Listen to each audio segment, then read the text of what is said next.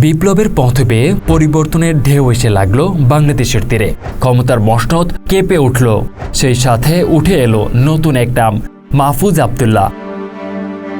সাম্প্রতিক সময়ে ঘটে যাওয়া গণ অভ্যুত্থানের পেছনে কি সত্যিই তিনি ছিলেন মাস্টারমাইন্ড, নাকি এসবই প্রচারণার একটি অংশ? আজকের ভিডিওতে আমরা আলোচনা করব মাহফুজ আব্দুল্লাহর আসল ভূমিকা, তার সাথে যুক্ত ছাত্র আন্দোলনের অন্যান্য সমন্বয়কদের অবদান এবং তাকে নিয়ে গড়ে ওঠা নানা মিথ ও বাস্তবতা নিয়ে জানার আকাঙ্ক্ষা থেকে শুরু করে সত্য উদ্ঘাটনের এই যাত্রায় আপনাকে স্বাগতম।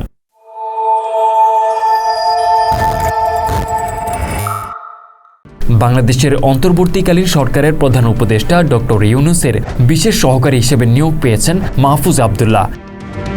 সেই থেকেই পত্রপত্রিকা এবং সামাজিক মাধ্যমে তাকে নিয়ে চলছে আলোচনা আর জল্পনা কল্পনার স্রোত। তবে মাহফুজকে নিয়ে যে মাতামাতি হচ্ছে তা কি পুরোপুরি যুক্তিসঙ্গত, অথবা এই গণ অভ্যুত্থান কি শুধুমাত্র একজনের কৃতিত্ব? মাহফুজ আব্দুল্লাহ ঢাকা বিশ্ববিদ্যালয়ের আইন বিভাগের একজন মেধাবী শিক্ষার্থী এবং বৈষম্য বিরোধী ছাত্র আন্দোলনের লিয়াজু কমিটির সমন্বয়ক হিসেবে তার কার্যক্রম সত্যিই প্রশংসনীয়। তবে এই আন্দোলনে তার সাথে যুক্ত ছিলেন আরও অনেক ছাত্রনেতা, যেমন নাহিদ ইসলাম, রিফাত রশিদ, সার্জিস আলম, হাসনাত আব্দুল্লাহ সহ আরও অনেকেই, যারা তাদের নিজ নিজ অবস্থান থেকে গুরুত্বপূর্ণ ভূমিকা পালন করেছেন। তাদের নিয়েও আমরা আলোচনা করেছি, কিন্তু অতটা নয় যতটা এখন হচ্ছে। আজ মাহফুজকে নিয়ে এত আলোচনা মূলত তার নতুন দায়িত্বের কারণে। অভিযোগ উঠেছে এটি মূলত তার এলাকা বা তার সাথে ব্যক্তিগত সম্পর্ক থাকা ব্যক্তিরাই বেশি করছে, যা মাহফুজ আব্দুল্লাহর সাথে নিজেদের ক্ষমতায়িত করতে চাওয়া এক পুরনো সংস্কৃতিরই প্রতিফলন বলে মনে করছেন অনেকেই। এটি বিগত সরকারের আমলে নেতা ও পাতি নেতাদের ক্ষেত্রেও দেখা যেত ব্যাপকভাবে। নতুন স্বাধীন দেশে কি আমরা একই সংস্কৃতি দেখতে চাইব? স্বজনপ্রীতি কি আমাদের বন্ধ হবে না?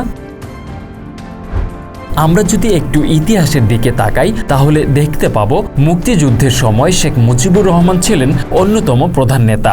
এবারে সংগ্রাম আমাদের মুক্তির সংগ্রাম, এবারে সংগ্রাম স্বাধীনতার সংগ্রাম। কিন্তু এই মহান যুদ্ধে অন্যতম গুরুদায়িত্ব পালন করেছেন তাজউদ্দিন আহমেদ সহ অন্যান্য নেতাকর্মীরাও। আওয়ামী লীগ সরকারের সময়ে শেখ মুজিবুর রহমানকে এককভাবে মুক্তিযুদ্ধের প্রতীক হিসেবে এমনভাবে উপস্থাপন করা হয়েছিল যে মুক্তিযুদ্ধ মানেই শেখ মুজিবুর রহমান, আর শেখ মুজিবুর রহমান মানেই বাংলাদেশ। এতে দেশের মানুষের মধ্যে তৈরি হয়েছিল এক ধরনের বিরক্তি।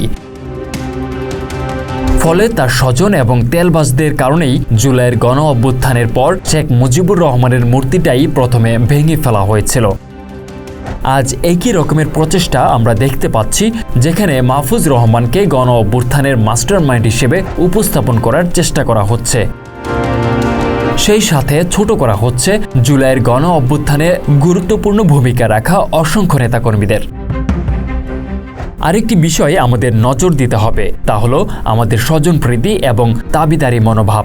আমরা যখন কাউকে উচ্চ পদে দেখতে পাই, তখন সঙ্গে সঙ্গে খুঁজতে শুরু করি তার সাথে আমাদের ব্যক্তিগত সম্পর্ক, যেন তার ক্ষমতায় আমরাও ক্ষমতায়িত হতে পারি। এটা আমাদের সমাজকে পিছিয়ে দেয়। আমাদের উচিত দায়িত্ব পাওয়ার পর নয়, বরং দায়িত্ব সফলভাবে পালন করার পরেই কাউকে তার কৃতিত্ব দেওয়া। মাহফুজ আব্দুল্লাহর সাম্প্রতিক নিয়োগ নিঃসন্দেহে তার যোগ্যতার ফল, কিন্তু তাকে পুরো গণ অভ্যুত্থানের একমাত্র মাস্টার মাইন্ড হিসেবে উপস্থাপন করা কতটা সঠিক? আমাদের উচিত এই ধরনের একক কৃতিত্বের ধারণা থেকে বেরিয়ে আসা এবং সকলের অবদানের সঠিক মূল্যায়ন করা। ভবিষ্যতে যদি মাহফুজ তার দায়িত্ব পালন করতে সক্ষম হয়, তবে আমরা তাকে তার যোগ্য কৃতিত্ব অবশ্যই দেব। তবে তার আগে আমাদের মনে রাখতে হবে যে গণ অভ্যুত্থান একক কোনো ব্যক্তির কাজ নয়, এটি গোটা জাতিরই প্রচেষ্টার প্রতিফলন। মাহফুজ আব্দুল্লাহ কি সত্যিই এই গণ অভ্যুত্থানের মাস্টারমাইন্ড, নাকি তিনি শুধুমাত্র একটি বড় আন্দোলনের অংশ ছিলেন? আপনারা কি ভাবছেন? এ বিষয়ে আপনাদের মতামত কমেন্টস করে জানাতে ভুলবেন না। ভিডিওটি ভালো লেগে থাকলে লাইক, শেয়ার এবং সাবস্ক্রাইব করে জানা অজানার সাথেই থাকুন।